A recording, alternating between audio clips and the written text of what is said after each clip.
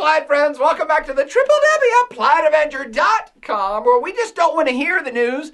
We would prefer to understand that news. And the news that has my interest, as well as the world's panties in a bunch, is the news out of Iran that President Mahmoud Ahmadinejad announced on the 31st anniversary of the creation of the modern state of Iran that his country is producing 20% pure enriched uranium. What? What the hell? How do those stories go together? Your 31st birthday and 20% enriched uranium? So let's entitle this one, Iran's Nuclear Thirst on its 31st. Whoa! The rhymes are too good. Hook me up, Beastie Boys.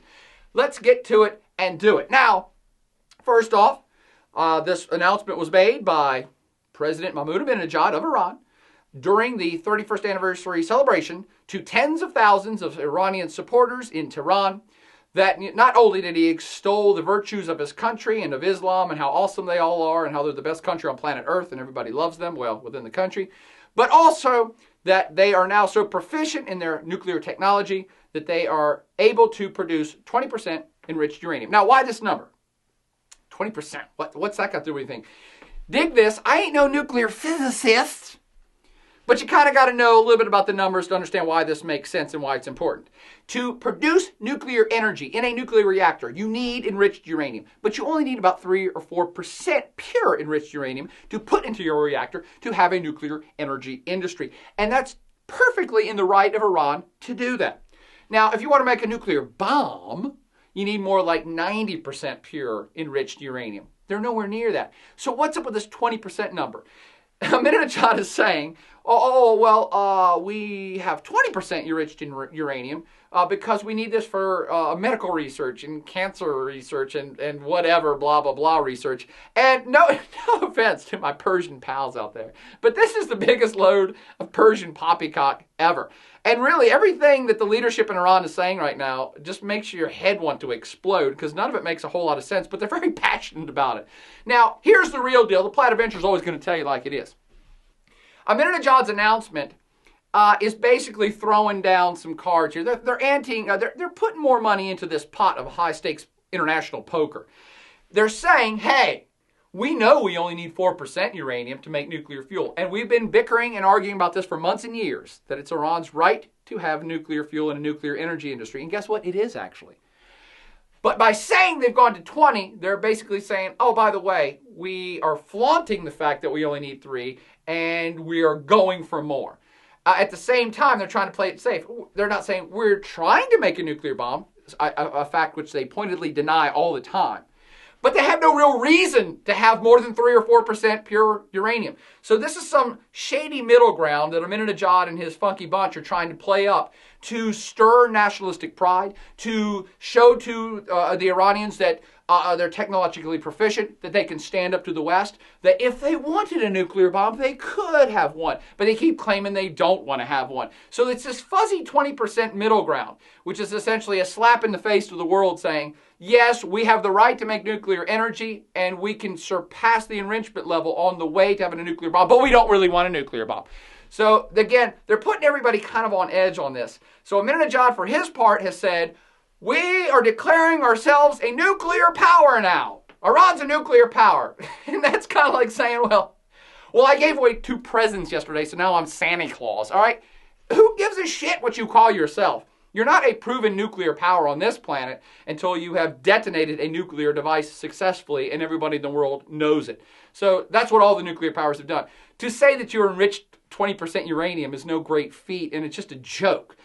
To back up this joke that Ahmadinejad has spouted out, the Ayatollah Khamenei, the ultimate religious leader of the state of Iran, the Islamic Republic of Iran, he backed this up and said, oh, not only do we have the God-given right to have nuclear energy, we also have the God-given right to have a nuclear bomb if we want.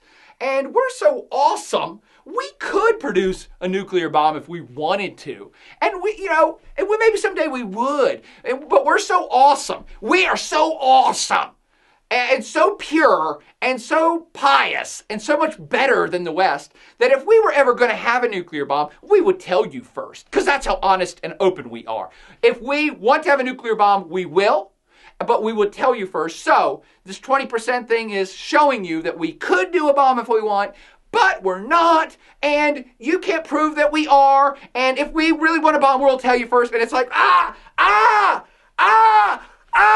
you're making my brain hurt, Iran. Chill out. Better questions to now start asking is not if these people are sane or not, but why are they doing this? Let's get at the meat and potatoes of this issue. Why are the Iranian leadership so absolutely vehemently passionate about maybe having a nuclear bomb, but certainly making moves and working towards having one? At this point, even the people who stick up for Iran, who say they have the right to nuclear energy, of which I am one of them, at this point, it's now, even us, it's starting to be questionable, like, what are you doing? Why would you be claiming this 20%? Why are they so open and screaming up and down passionate about having enriched uranium and that they can have a nuclear bomb if they want one? Well, because of a lot of things going on in the interior of Iran, but also international affairs. Iran is going through a bit of a rocky road right now. They've had internal protest. Back in June, presidential politics, presidential election went a little haywire. There's been an opposition movement which has risen up in Iran, which has gotten a lot of international press, and maybe there's going to be a revolution. I don't think so. But the Iranian government is having to deal with internal dissent, and they want to look strong. And the whole nuclear issue is one that stirs nationalistic pride in Iran, that they can rally the public around, that, hey, look, we're powerful, we're successful, we're standing up to the U.S., we're standing up to the West, we're standing up to the world who's trying to put us down. If we want to have nuclear energy, all these other countries have nuclear energy or nuclear power, why don't we have the right to it? So it's a very pro-nationalist, pro-Iranian type of almost propaganda that, yes, we are working towards having a nuclear weapon or towards our nuclear energy. It makes us strong. And many Iranians actually back this up. Again, I'm not making fun of them. It stirs nationalistic pride. And I would say a vast majority of Iranians probably support this. Even the opposition players, the people who hate Ahmadinejad or maybe even hate the Ayatollah, even those folks are pro-nuke. Sorry, world, that's the way it is. Now, the better question to ask is, okay, well, why would they need a nuke in the world, okay? If they're not damaging their own people or not going to use the nuke on their own people, obviously, why would Iran want a nuke? And I got to tell you, this is not a popular opinion, but I can't blame them for wanting to have a nuke.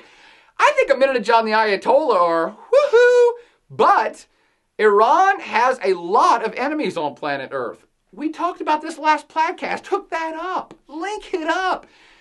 Hell, just consider the U.S. presence around Iran. I mean, the U.S. hates Iran, and Iran hates the U.S. right back. And look at all the military installations which surround the Iranian perimeter. I mean, can you blame them for being slightly worried? I can for sure.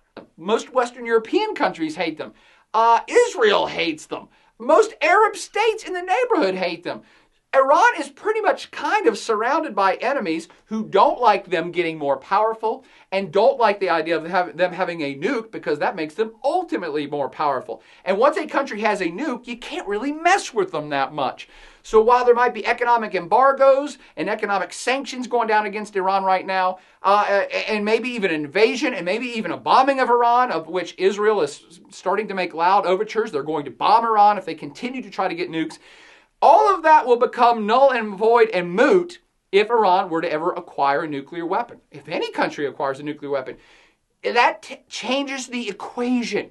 You can't just bomb a country once they have a nuke. You can't just invade a country once they have a nuke, because they can then nuke you or nuke an ally of yours that's close by. And that's the real fear here by the outside world, but it's the real promise why Iran might want one. It's a security blanket. Everyone around them hates their guts. What's the best thing they could do to ensure they're never going to get attacked? Get a bomb. Again, I'm not saying I support that idea. I'm saying I understand that idea, and I want you to understand it too. If I was a hardcore Iranian or the leadership of Iran, I probably would be wanting one too. But I'm not, so I don't want them to have one.